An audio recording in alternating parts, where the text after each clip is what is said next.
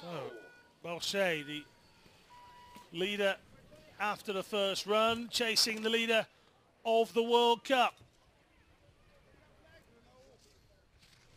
who at times gave us the impression he was going out, but where have we seen all this before?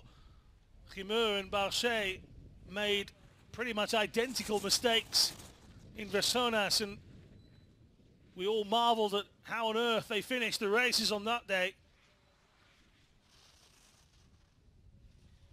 0.61. Bauchet got to keep this clean. Rimeux was very quick, if not a little ragged. But quick was the key. Rimeux's time, 1:34.39. Here comes Bauchet. Oh, no doubting, 1:32.98. Up go the arms. Today is a Bauchet day.